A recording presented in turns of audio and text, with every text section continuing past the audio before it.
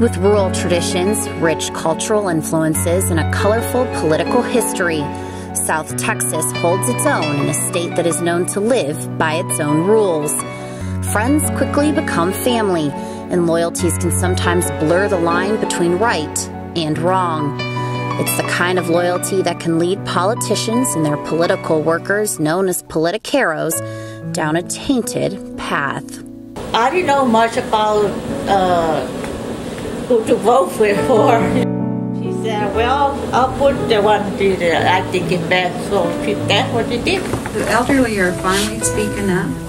We don't know how many years it's been going on, but they're finally speaking up and they're saying, someone is coming and taking my ballot, they're voting for me, and that, is their biggest complaint. And of course, that's illegal. So when they say I want you, I have to go to what they say, even if they don't know how to write and read. I'm asking you what you want, and you say I want to change. I want to write this one. The mail-in ballot situation in particular is big business for the canvassers. That's what the local folks call them, canvassers, but we actually refer to them as the politiqueras, which is Spanish for, the lady politicians, right? So we call them the politiqueras, and what it is it's big business. I would knock on the door, okay. And they would say, come in. Okay. So I would go in. Okay. And I would tell them, I am Saida Bueno, and I'm working with the election. Okay. That's what I'm supposed to say. Okay. And I said, I got this paper here, and this is what I'm gonna ask you. I'm gonna register you so that you can get your ballot by mail. When I get ready to mail this card out, I give it to the person I'm working for. It's here at the Jim Wells County Courthouse where politiqueros can obtain mail-in ballot voter registration cards. There's no limit on the number of cards they can get, and sometimes they'll walk down these steps with a few hundred in hand. More cards equals more registered voters, which ultimately means more money for a politiquero. These ladies will go around soliciting mail-in ballots from the elderly, and for every ballot they turn in for the particular candidate they may be working for, they get paid. Every 50 white cards you get $150. But there's like 10 candidates. You go to the candidates and for them to see if they want you to work with them. I would go, Mrs. Lozano, I've done this for 8 years. I know how to work the election. Would you want me to help? She would say yes, and then she would tell me she didn't know anything. I said, but you know what? Usually the people pay $150 for 50 cards. Right. That means that these 50 cards, I take them to her, that she can see all of them, and she give me the stamps, and I will mail them to the post office. You get 150 more for every person who are running. You pay me 150, she will pay me 150, and the other person will pay me 150. That's 150 for each one because not only one person's in the ballot. They did a lot of people, which there's 70 units here, and they would go door to door, and whoever they could find at home, that's the ones, it's like they targeted.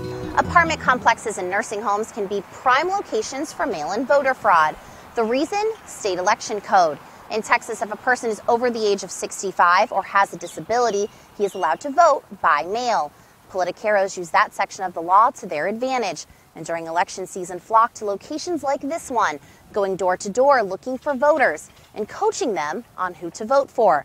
Last year, yes, there were several women that would come door to door asking if we wanted to vote.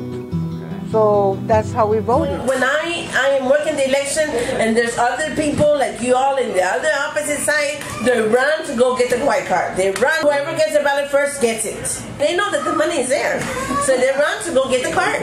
And the more cards you take, the more money you get. People are really passionate in this area. They're really passionate about the work that they do. I think part of the culture in South Texas, we're talking about the Hispanic population. Hispanics tend to be very protective, very go-getters. I think that some of the ethnic, just the fact that it's partly Hispanic. In these smaller counties, a landslide election is when somebody wins by 200 votes. And so every vote is fought over real hard. They'll folk somewhere, everybody goes in. They got 30 people, 30 beds in there, and they'll go and start getting these people to vote. Some don't even know what their name is. I didn't know much, so I said, what should I do? Oh, this is better. This person's better. Okay. She took it. She said, I'm going to mail it. Okay. And I have to push them.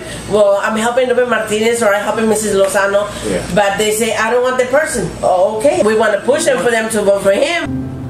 As we all know, voter turnout is based on organization. Now, when there's fraud, there's fraud. Yeah. But again, what's the total number or percentage? I don't know. Does it hinder and then hurt the turnout down the road? I mean, something has to be done for turnout.